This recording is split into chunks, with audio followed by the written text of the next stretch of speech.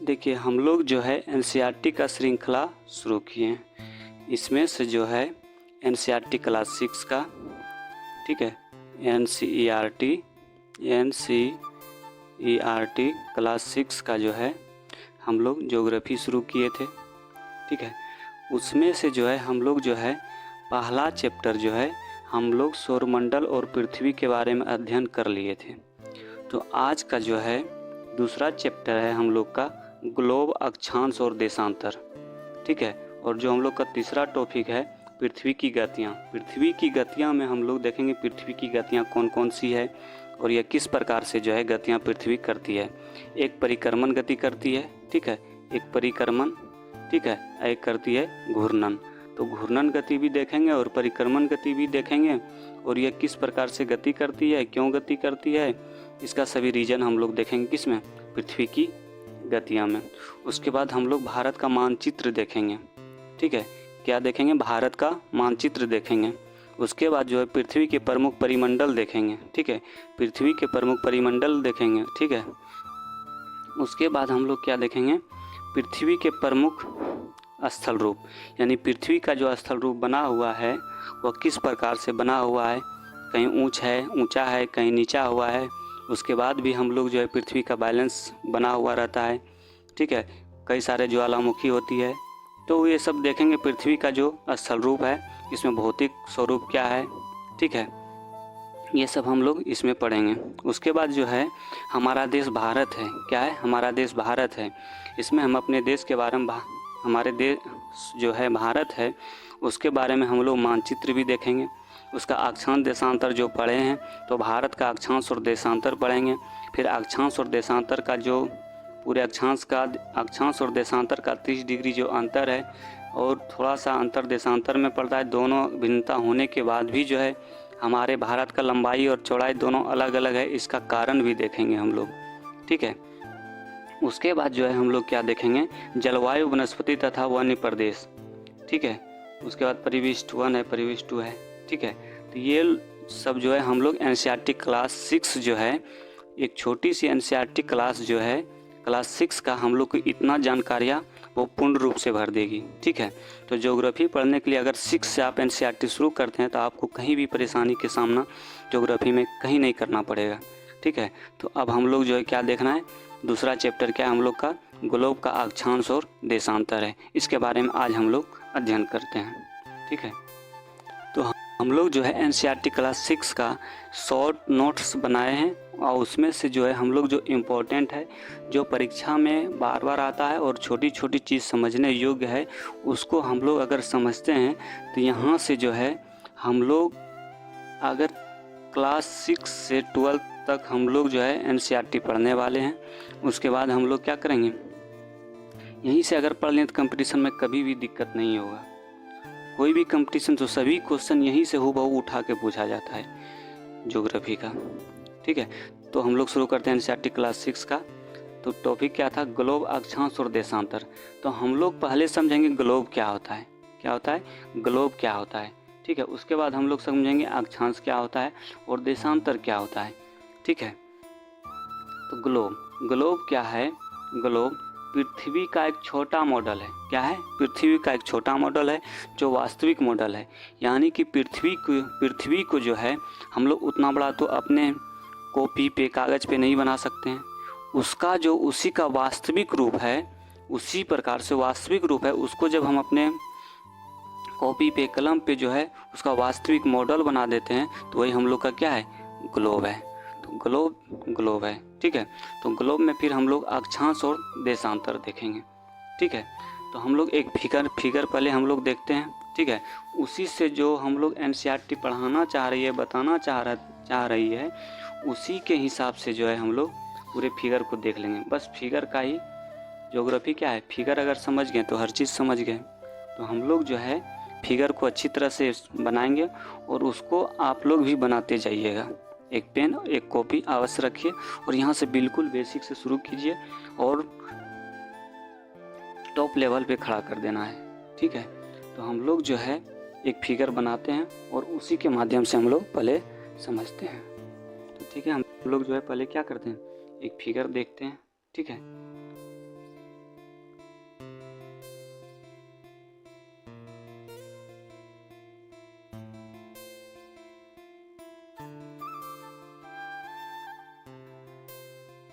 ठीक है, देखिए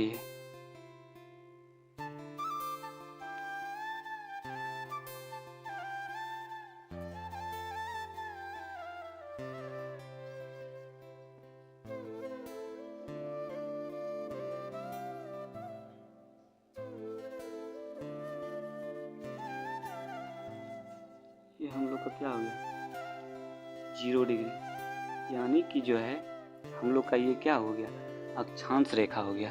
क्या हो गया, ये अक्षांश रेखा हो गया।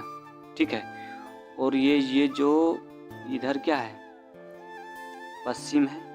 ठीक है, इधर क्या है पश्चिम है, और इधर क्या है पूर्व है। ठीक है, इधर क्या है उत्तर है। ठीक है, इधर क्या है दक्षिण है। तो सबसे पहली बात तो हम लोग को ज्योग्राफी पढ़ने के लिए उसका हम लोग को पहले क्या होना चाहिए दिशा जानना चाहिए। ठीक है, तो हम लोग क्या, ये हम लोग का फिगर है। ठीक है, ये तो गोल नहीं हुआ। देखिए हम लोग का क्या है, ये पृथ्वी है। ठीक है, इधर क्या होता है पश्चिम होता है। ठीक है, इधर क्या होता है पश्चिम होता है, इधर क्या होता है पश्चिम होता है।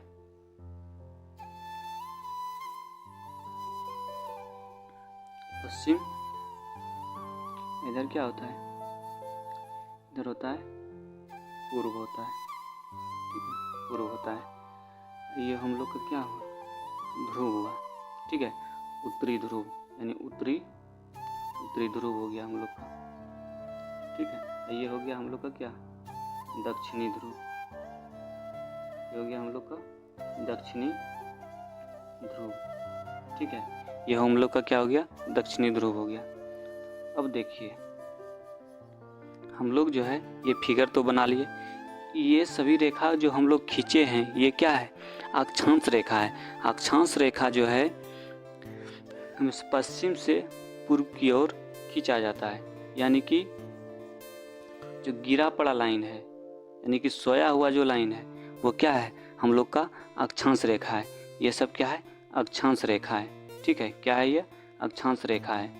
उसके बाद जो है हम लोग का जो है ये रेखा जब हम खींचेंगे, ठीक है, पहले हम लोग अक्षांश रेखा ही समझते हैं। ठीक है, उसके बाद हम लोग देशांतर समझेंगे।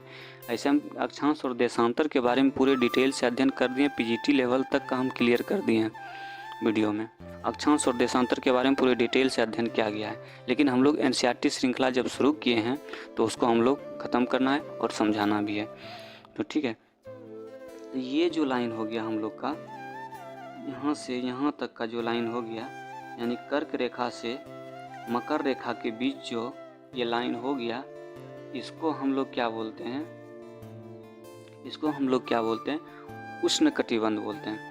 सबसे पहले तो हम लोग जो 0 डिग्री को क्या बोलते हैं, 0 डिग्री को हम लोग क्या बोलते हैं विषुवत रेखा बोलते हैं। क्या बोलते हैं विषुवत रेखा बोलते हैं। ठीक है, उसके बाद जो ये 23.5 डिग्री ऊपर वाले हैं यानी उत्तर की ओर है, तो इसे हम लोग क्या बोलेंगे कर्क रेखा बोलेंगे। क्या बोलेंगे कर्क रेखा बोलेंगे। ठीक है, इसको क्या बोलेंगे कर्क रेखा बोलेंगे। उसके बाद जो है हम लोग नीचे वाले जो 23.5 डिग्री है, नीचे में 23.5 डिग्री है, इसको क्या बोलेंगे मकर रेखा बोलेंगे। ठीक है, उसके बाद जो 66.5 डिग्री है, 66.5 डिग्री है ये, इसको बोलेंगे उत्तरी ध्रुव वृत्त बोलेंगे। इसको क्या बोलेंगे लिख लीजिएगा आप लोग, हम लिखे नहीं हैं, लिखिएगा। इसको जो बोला जाता है उत्तरी ध्रुव वृत्त बोला जाता है। ये उत्तरी दक्षिणी ध्रुव वृत्त बोला जाता है। दक्षिणी यानी कि ये दक्षिण साइड है, इसलिए इसको क्या बोला जाता है दक्षिणी ध्रुव वृत्त बोला जाता है। क्या बोला जाता है इसको दक्षिणी ध्रुव वृत्त बोला जाता है। इसको दक्षिणी ध्रुव वृत्त बोला जाता है। इसको दक्षिणी ध्रुव वृत्त बोला जाता है 66.5 डिग्री को। ठीक है, उसके बाद जो है हम लोग ऊपर वाले जो 66 डिग्री है उत्तर की तरफ है, तो इसलिए इसको उत्तरी ध्रुव वृत्त बोला जाता है इसको। ठीक है, और ये वालों को उत्तरी ध्रुव बोला जाता है, इसको जो है दक्षिणी ध्रुव बोला जाता है। ठीक है, ये हम लोग जो अक्षांश के बारे में समझ गए। ठीक है, अब लोग जो है अब अक्षांश रेखा जो है अक्षांश रेखा ये पृथ्वी को ताप कटिबंध के रूप में बांटता है। ये क्वेश्चन बहुत बार आ चुका है कि किस रेखा जो है ताप कटिबंध के रूप में बांटा जाता है। तो अक्षांश रेखा जो है पृथ्वी को ताप कटिबंध के रूप में बांटा जाता है। तो देखेंगे हम लोग ताप कटिबंध कितने हैं। ठीक है, तो ये जो है हम लोग को हम लोग का ये हो गया, ये जो कर्क रेखा और मकर रेखा के बीच जो एरिया हो गया, इसको हम लोग बोलेंगे क्या, उष्ण कटिबंध। क्या बोलेंगे, उष्ण कटिबंध, उष्ण कटिबंध। ठीक है, क्या बोलेंगे, उष्ण कटिबंध, उष्ण कटिबंध बोलेंगे इसको। क्या बोलेंगे, उष्ण कटिबंध बोलेंगे इसको बोलेंगे उष्ण कटिबंध। ठीक है, उसके बाद जो है ये वाला एरिया जो है मकर रेखा से ये उत्तरी दक्षिणी ध्रुव वृत्त तक जो है, इसको क्या बोलेंगे हम लोग, दक्षिणी शीतोष्ण कटिबंध। इसको आप लोग लिख लीजिएगा यहाँ, ये क्या हो गया, दक्षिणी शीतोष्ण कटिबंध, दक्षिणी शीतोष्ण कटिबंध। ठीक है, इसको क्या हो गया, दक्षिणी शीतोष्ण कटिबंध। ठीक है, और ये जो है लास्ट वाला जो बच गया हम लोग का क्या हो गया, दक्षिणी शीत कटिबंध। यानी कि इसको जो है दक्षिण वाले में है तो इसको दक्षिण शीत कटिबंध बोलेंगे। क्या बोलेंगे, शीत कटिबंध बोलेंगे इसको। ठीक है, शीत कटिबंध। ठीक है, तो हम लोग कटिबंध कितने देखें, इधर 3 हो गया। ठीक है, इधर भी है। ये जो है अब इधर कर्क रेखा से जो है, कर्क रेखा से उत्तरी ध्रुव वृत्त तक जो कटिबंध है, इस एरिया को हम लोग क्या बोलेंगे, इस एरिया को हम लोग क्या बोलेंगे, उत्तरी शीतोष्ण कटिबंध। क्या बोलेंगे, उत्तर में है तो उत्तरी, ये शीतोष्ण कटिबंध, उत्तरी शीतोष्ण कटिबंध। क्या इसको बोलेंगे, उत्तरी शीतोष्ण कटिबंध, उत्तरी शीतोष्ण कटिबंध। ठीक है, उत्तरी शीतोष्ण कटिबंध। ठीक है, तो आप लोग जो बोलते जा रहे हैं सुन के लिख लीजिएगा। ठीक है, तो उत्तरी शीतोष्ण कटिबंध। ठीक है, उसके बाद जो है हम लोग का लास्ट में जो है ये वाला एरिया जो बच जाता है 66.5 डिग्री के बाद वाला जो एरिया बच जाता है, इसको हम लोग बोलेंगे क्या, शीत कटिबंध। क्या बोलेंगे, शीत कटिबंध। ठीक है, शीत कटिबंध, इसको क्या बोलेंगे, शीत कटिबंध। ठीक है, तो हम लोग जो है क्या क्या समझे इसके बारे में, तो सबसे वाली कर्क रेखा, मकर रेखा और विषुवत रेखा। ठीक है, उसको हम लोग फिगर में समझे। ठीक है, और उसके बाद हम लोग उत्तरी ध्रुव वृत्त को भी समझे, शीत कटिबंध यहाँ है। ठीक है, ये हम लोग फिगर समझ गए। ठीक है, जिसको दिक्कत हो दोबारा वीडियो देखिए। ठीक है, नहीं तो उत्तरी अक्षांश और देशांतर जो वहाँ हम लोग का पढ़ाएं पिछले वीडियो में, उसको आप लोग शुरू से ही अध्ययन करते जाइए। तभी ज्योग्राफी एक ऐसा सब्जेक्ट है कि अगर आप जो है पीछे वाले अगर नहीं पढ़ते हैं, वो बेसिक से शुरू नहीं करते हैं, तो आपको समझ में आने की कोई चांस नहीं है।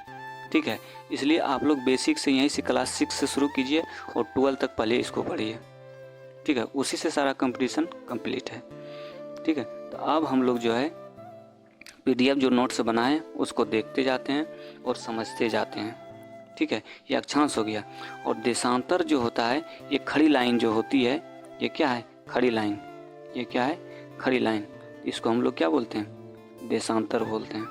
ठीक है, इसी का जो एक प्रतिरूप है, इसका जो एक प्रतिरूप बन जाता है, इसी को क्या बोला जाता है, ग्लोब बोला जाता है। इसको क्या बोला जाता है, ग्लोब बोला जाता है। इसको क्या बोला जाता है, ग्लोब बोला जाता है।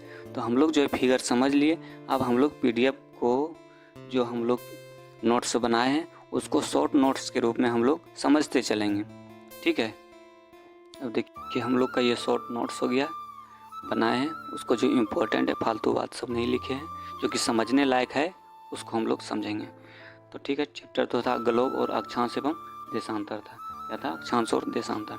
तो देखिए ग्लोब क्या है, पृथ्वी का एक छोटा मॉडल है जो एक वास्तविक मॉडल है। क्या है, पृथ्वी का एक छोटा मॉडल है जो वास्तविक मॉडल है। यानी कि ये जो हम लोग का पृथ्वी है, ये अक्षांश देशांतर जो है हम लोग बनाए हैं, ये क्या है, ग्लोब है। ग्लोब का क्या है, पृथ्वी का एक छोटा मॉडल। अगर उतना बड़ा पृथ्वी तो उतना बड़ा पृथ्वी हम लोग को बनाना संभव नहीं है। तो उसी का जो हम लोग वास्तविक मॉडल बना दिए हम लोग, उसी को हम लोग क्या बोल दिए, ग्लोब बोल दिए। क्या बोल दिए, ग्लोब बोल दिए। ठीक है, अब ग्लोब में जो है अगर कोई भी चीज़ पृथ्वी पे, अगर कोई देश ज़्यादा बड़ा है तो उसको ज़्यादा बड़ा हम लोग को फिगर में क्या होगा, दिखाना होगा।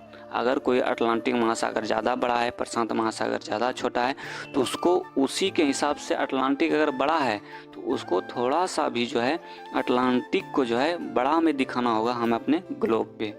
ठीक है, ये नहीं कि अगर कोई बड़ा है तो उसको छोटा रूप में दिखा दिए।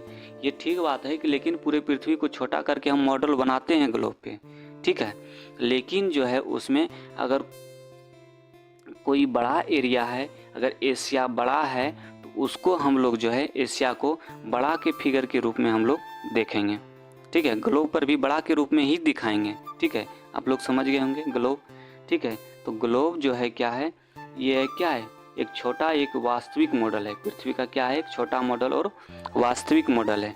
ठीक है, तो इसको जो है हम लोग देखते हैं अब आगे। अब देखिए, काल्पनिक रेखा ग्लोब को 2 बराबर भागों में बांटती है। अब देखिए, एक काल्पनिक रेखा है जो कि वह क्या करती है, ग्लोब को 2 बराबर भागों में बांटती है। तो ये कौन सा है, ये हम लोग का क्या, पृथ्वी है। यही जो रेखा है 0 डिग्री अक्षांश जो है यही जो है पृथ्वी को जो है 2 बराबर भागों में बांटती है। कौन, अक्षांश में कौन, 0 डिग्री। देशांतर कभी पृथ्वी को 2 बराबर भागों में नहीं बांटती है। अक्षांश जो है ये 0 डिग्री पृथ्वी को 2 बराबर भागों में बांटती है। तो पहला ये चीज़ हम लोग को सिखा दिया एनसीईआरटी। और दूसरी बात, विषुवत वृत्त कहा जाता है इसी को, जो है क्या कहा जाता है, विषुवत वृत्त कहा जाता है इसको।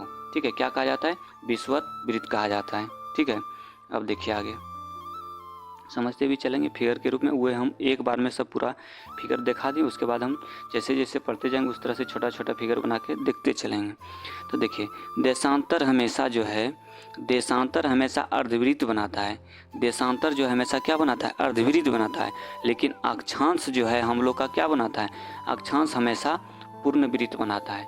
आता है क्वेश्चन कि इसमें से कौन सा रेखा जो है पूर्णवृत्त बनाता है, हमेशा पूर्णवृत्त बनाता है। यानी अक्षांश रेखा जो है क्या हम लोग का हमेशा पूर्णवृत्त बनाता है, और देशांतर रेखा जो है हम लोग का हमेशा क्या बनाता है, अर्धवृत्त बनाता है। ठीक है, तो इसलिए जो है हम लोग को, इसलिए जो देशांतर रेखा होगी, इसलिए क्या होगा, इसलिए देशांतर रेखा होगी। ठीक है, कभी भी हम वृत्त के रूप में, देशांतर के रूप में हम नहीं देख सकते हैं। जो बताएं कि देशांतर रेखा को हम लोग जो है कभी उसको वृत्त के रूप में हम लोग नहीं देख सकते हैं। ठीक है, अब चलते हैं हम लोग। विषुवत वृत्त से ध्रुवों तक स्थित सभी समांतर वृत्तों को अक्षांश समांतर रेखाएं कहा जाता है। अक्षांश को अंश में मापा जाता है। ठीक, अक्षांशों को क्या मापा जाता है, अंश में मापा जाता है। ठीक है, अब देखिए, अक्षांश यह है क्या है, हम लोग का ये सब क्या है, अक्षांश रेखा है। ठीक है, ये सब अक्षांश रेखा है, और ये हम लोग का खड़ी वाली लाइन क्या है, देशांतर रेखा है। ठीक है, अब देखिए, अक्षांश हमेशा पूर्णवृत्त बनाते हैं। जो बोले अभी, अक्षांश हमेशा क्या बनाते हैं, पूर्णवृत्त बनाते हैं। ठीक है, और देशांतर हमेशा अर्धवृत्त बनाते हैं। बहुत बार क्वेश्चन बीपीएससी टीचर में ये सब क्वेश्चन पूछा गया बहुत बार। ठीक है, तो उत्तरी ध्रुव क्या 90 डिग्री अक्षांश है, उत्तरी अक्षांश है। यानी कि ये जो हम लोग का पृथ्वी का फिगर है, पूरे ग्लोब का फिगर है, इसको क्या बोला जाता है, ऊपर वाले को उत्तरी ध्रुव और नीचे वाले को दक्षिणी ध्रुव। ठीक है, दक्षिणी ध्रुव ये 90 डिग्री, यहाँ कितना होता है, 90 डिग्री होता है। ठीक है, यही ये बस ये फिगर दिखाना चाह रहा है। अब देखिए यहाँ, अब जो है एनसीईआरटी एक टॉपिक दिया है कि ये जो महाराष्ट्र का चंद्रपुर है, महाराष्ट्र का क्या है, चंद्रपुर है, और ये दक्षिणी अमेरिका का जो है ब्राज़ील शहर है बेलो होरिज़ोंटे, ये दोनों 20 डिग्री के अक्षांश पर स्थित है। ठीक है, इसी को बस ये बताना चाह रहा है कि ये जो है महाराष्ट्र का चंद्रपुर है वो 20 डिग्री के स्थान पर है, और दक्षिण अमेरिका का जो ब्राज़ील का क्षेत्र है बेलो होरिज़ोंटे, ये जो है ये भी 20 डिग्री के अक्षांश पर है। ये जो है पूछ सकता है आगे चल के, क्योंकि एनसीईआरटी का टॉपिक है कि 20 डिग्री अक्षांश पे जो है कौन कौन है, दोनों जो कि एक साथ है, उत्तर की ओर दक्षिण की ओर। तो ये हम लोग जो है ये फिगर समझे थे, हम लोग 0 डिग्री को क्या बोले थे, विषुवत रेखा बोले थे। ये सब याद रखेंगे अगर हम लोग, बेसिक जिसका क्लियर नहीं है तो ये सब चीज़ याद हमेशा रखना ही रखना है। ठीक है, ये 23.5 डिग्री है मकर रेखा है, और 66.5 डिग्री क्या है, दक्षिणी ध्रुव वृत्त है। ठीक है, ये दक्षिणी ध्रुव वृत्त है यहाँ पे, और ये क्या है, उत्तरी ध्रुव वृत्त है। उत्तरी 66 डिग्री उत्तरी ध्रुव वृत्त एन है, ये कर्क रेखा है, और ये क्या है, विषुवत रेखा है, ये क्या है, मकर रेखा है। मकर रेखा 23.5 डिग्री। अब देखिए, हमेशा एक चीज़ जो है आप लोग को कन्फ्यूजन हो जाता है कि अगर पहली बार पढ़ रहे हैं तो ऊपर में कर्क रेखा होगा 23.5 डिग्री पे कि मकर रेखा होगा, तो सीधे इसमें याद जो रखना है, कम रखना है याद, ट्रिक के रूप में कोमो कम, ऊपर से क लिखना है और नीचे में मो, कोमो कम, यानी ऊपर वाले कर्क रेखा और नीचे वाले मकर रेखा। यहाँ कन्फ्यूजन नहीं होता है। जब हम भी पहली बार पढ़े थे तो इसमें कन्फ्यूजन होता था कभी कभी, ऊपर वाले कर्क है नीचे वाले मकर है। ठीक है, तो इसको जो है हम लोग कम के ट्रिक करके हम लोग क्या करेंगे, याद रखेंगे।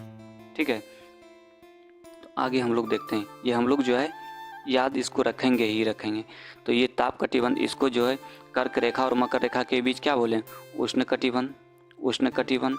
ठीक है, और जो है मकर रेखा से 66.5 डिग्री के बीच जो है इस रेखा को हम लोग क्या बोले, दक्षिणी शीतोष्ण कटिबंध। इसको क्या बोले, दक्षिणी शीतोष्ण कटिबंध। ठीक है, इस एरिया को क्या बोले हम लोग, दक्षिणी शीत कटिबंध, यानी कि सबसे ठंडा वाला प्रदेश, सबसे ठंडा वाला प्रदेश यही है दोनों साइड। ठीक है, हमेशा सूर्य जो है हमेशा यहाँ से यहाँ आता है, फिर यहाँ से यहाँ जाते रहता है, इसलिए जो है यहाँ पे क्या होगा, सबसे ज़्यादा जो है यहाँ पे गर्मी पड़ेगा, इस जगह सबसे ज़्यादा गर्मी पड़ेगा। ठीक है, इस जगह सबसे ज़्यादा गर्मी भी पड़ेगा, सबसे ज़्यादा क्या होगा, वर्षा भी होगा, सबसे ज़्यादा वर्षा भी होगा, सबसे ज़्यादा वनस्पति भी होगा, यानी कि सभी एरिया जो है यहाँ जो है गर्मी पड़ने के कारण क्या क्या हो सकता है, सभी इसी एरिया में है। ठीक है, उसके बाद जो ये वाला जो एरिया है, ना तो ज़्यादा ठंड पड़ता है ना ही ज़्यादा गर्मी पड़ती है इस एरिया में, दोनों साइड इस एरिया में ना ही तो ज़्यादा ठंड पड़ती है और ना ही तो ज़्यादा क्या होता है, गर्मी पड़ता है। ठीक है, और ये जो लास्ट वाला जो है हम लोग का, ये क्या है, शीत कटिबंध। क्या है ये, शीत कटिबंध। क्या है, शीत कटिबंध है। ये हमेशा जो है ऊपर दोनों साइड में रहता है 90 डिग्री के आसपास। ठीक है, ये हम लोग का समझ गए। ये सब एकदम बिल्कुल बेसिक जानकारी, ये सब चीज़ को अवश्य याद रखें। ठीक है, अब देखिए दूसरा जो है कर्क रेखा एवं मकर रेखा। क्या है, कर्क रेखा एवं मकर रेखा के बीच के सभी अक्षांशों को सूर्य में एक बार दोपहर में सिर के ऊपर ठीक ऊपर चमकता है। तो वही बोले अक्षांश और देशांतर रेखा के बीच जो है वर्ष में जो है ये 0 डिग्री है, ये कर्क है, ये मकर है, इसके बीच जो है दोपहर, यानी कि जो है इसमें कहने का मतलब ये हुआ कि सूर्य जो है वर्ष में एक बार दोपहर के सिर के ऊपर ठीक ऊपर होता है वर्ष में। ठीक है, जो सिर के ऊपर होता है, इसलिए इस क्षेत्र को स्वतंत्र अधिक ऊष्मा प्राप्त होती है। तो हम बताएं कि इस क्षेत्र में सबसे ज़्यादा क्या होगा, हमेशा सूर्य जो है, अगर ये क्या है हम लोग का पृथ्वी है, ये कर्क है, ये मकर है, ये विषुवत है, हमेशा इसी जगह से पृथ्वी आते जाते रहता है। ठीक है, इसी जगह से, बाकी बात इधर नहीं तो इधर नहीं जा पाता है, नहीं इधर जा पाता है। ठीक है, इसलिए यहाँ गर्मी भी ज़्यादा, वर्षा भी ज़्यादा, और सब जो है वनस्पति भी यहाँ ज़्यादा मिलेगा, यानी कि सब चीज़ ज़्यादा इसी जगह इसी एरिया में मिलेगा। ठीक है, तो हम लोग समझ लिए यहाँ तक। ठीक है, अब देखिए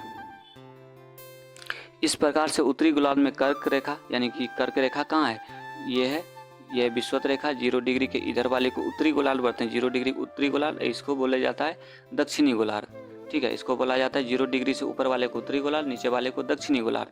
तो वही कर्क रेखा कहाँ है, तो उत्तरी गोलार्ध में है, सीधी सी बात। कर्क रेखा क्या है, उत्तरी गोलार्ध में है, उत्तरी गोलार्ध में है, वही बताना चाह रहा है। और मकर रेखा क्या है, दक्षिणी गोलार्ध में है, बस इतना सही बात बताना चाह रहा है। तो ध्रुव वृत्त के बीच वाले क्षेत्र को तापमान माध्यम रहता है।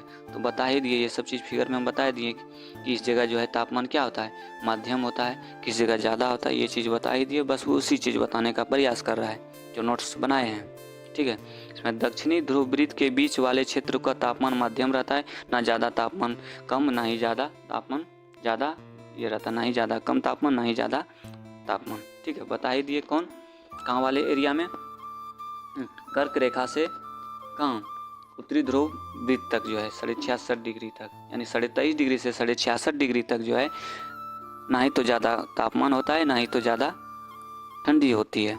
ठीक है, अब उत्तरी गोलार्ध में उत्तरी ध्रुव वृत्त एवं उत्तरी ध्रुव वृत्त तथा दक्षिणी गोलार्ध में दक्षिणी ध्रुव वृत्त एक दक्षिणी ध्रुव के बीच के ठंड बहुत होती है। तो बता ही दिए, ऊपर वाले 90 डिग्री के आसपास, नीचे डिग्री दक्षिण में 90 डिग्री के आसपास, उस जगह क्या है, ठंड सबसे ज़्यादा अधिक पर होती है। क्यों ठंड होती है, क्योंकि उस जगह उस एरिया में जो है सूर्य जा ही नहीं पाते हैं। ठीक है, उसका रोशनी वहाँ तक पहुँच ही नहीं पाते हैं। तो और जो है ठंड वाली जो 90 डिग्री के आसपास एरिया जो है, वहीं पे जो है आगे हम लोग जो पृथ्वी का घूर्णन पढ़ेंगे, तो 6 महीना का रात क्यों होता है, 6 महीना का दिन क्यों होता है, तो ये हम लोग अच्छी से समझेंगे हम लोग आगे के चैप्टर में। ठीक है, तो सूर्य क्षितिज पर होता है, यानी कि उधर नहीं पहुंच पाता है। ठीक है, ऊपर नहीं आ पाता है, इसलिए इसे शीत कटिबंध बोला जाता है। ठीक है, इसलिए क्या बोला जाता है, शीत कटिबंध मतलब बोला जाता है। ठीक है, तो देशांतर क्या है, यामयोत्तर क्या है। देखिए देशांतर का एक दूसरा नाम है, क्या है, यामयोत्तर। क्या है, यामयोत्तर। तो अपने घर में किसी भी व्यक्ति का क्या होता है, कभी कभी 2 नाम होता है। घर वाले एक अच्छी तरह से उसे क्या बोलते हैं, बुलाते हैं, प्यार से बुलाते हैं। उसी प्रकार जो है देशांतर का क्या है, 2 नाम है। एक नाम और आगे चल के हो सकता है मिले इस एनसीईआरटी में, ऐसे 3 है। इसे क्या बोला जाता है, याम्योत्तर बोला जाता है। तो हम लोग जो एनसीईआरटी में लिखा हुआ है उसी को सिर्फ कवर करेंगे, बाकी बात एक्स्ट्रा हम लोग कुछ नहीं कहीं से ला रहे हैं। ठीक है, जो एनसीईआरटी में लिखा हुआ है बस उसी को हम लोग क्या कर रहे हैं, कवर कर रहे हैं। ठीक है, जैसे जैसे एनसीईआरटी में लिखा हुआ है उसी प्रकार से हम लोग क्या करेंगे, कवर करते चलेंगे। ठीक है, अब देखिए प्रशांत महासागर में स्थित, तो देखिए प्रशांत महासागर में स्थित टोंगा द्वीप, ये क्या है, प्रशांत महासागर में स्थित है कौन, टोंगा द्वीप। एवं हिंद महासागर में स्थित क्या है, मॉरिशस द्वीप है। क्या है, मॉरिशस द्वीप है। यह एक ही अक्षांश 20 डिग्री पर क्या है, दक्षिण में स्थित है।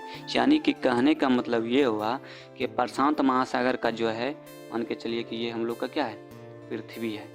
ठीक है, ये जो एनसीईआरटी, ये आगे चल के यहाँ से यूपीएससी भी यहाँ से क्या बोल सवाल बना सकती है। ठीक है, तो यहाँ से जो है ये हम लोग का जो 20 डिग्री है, ठीक है, ये 20 डिग्री है। 20 डिग्री क्या है, 20 डिग्री अक्षांश जो है, इसमें ये बताना चाह रहा है कि अगर हम लोग का प्रशांत महासागर है, प्रशांत महासागर है इस जगह, और दूसरा जो है हिंद महासागर है इस जगह, और इसका जो है एक प्रशांत महासागर का क्या है, एक टोंगा द्वीप है। क्या है, एक टोंगा द्वीप है, और दूसरा क्या है, दूसरा क्या है, मॉरिशस द्वीप है। क्या है, दूसरा मॉरिशस द्वीप है, किसका, हिंद महासागर का। तो प्रशांत महासागर ये है, ठीक है, इसका जो है क्या है, टोंगा द्वीप है, और इसका जो है क्या है, मॉरिशस द्वीप है। दोनों जो है 20 डिग्री के अक्षांश पर स्थित है। ठीक है, दोनों जो द्वीप है 20 डिग्री के अक्षांश पर स्थित है। बस यही बताना चाह रही है एनसीईआरटी, तो इसको याद रखेंगे।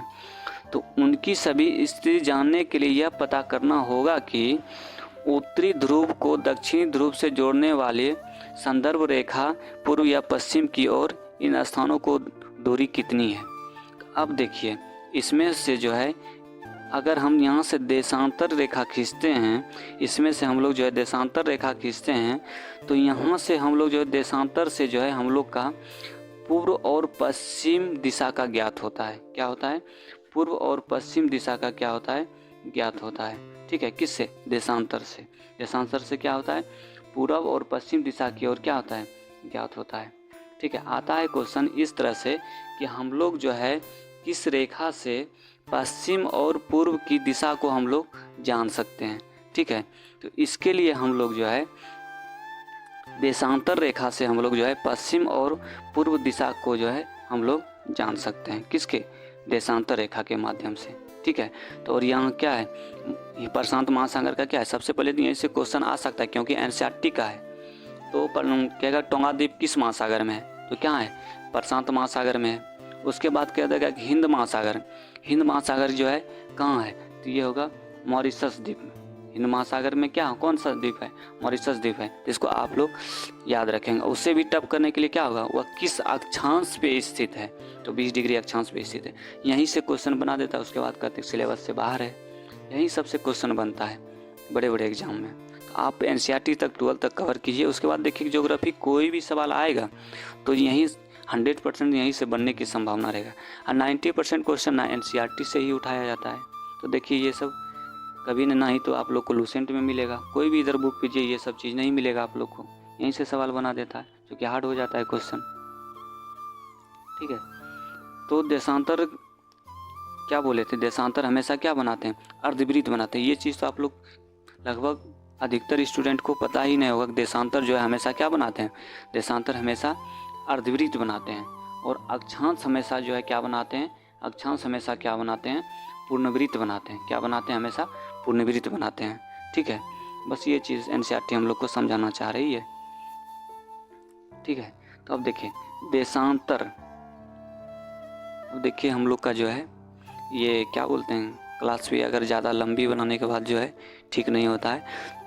ठीक है, थोड़ा सा और हम लोग देख सकते हैं।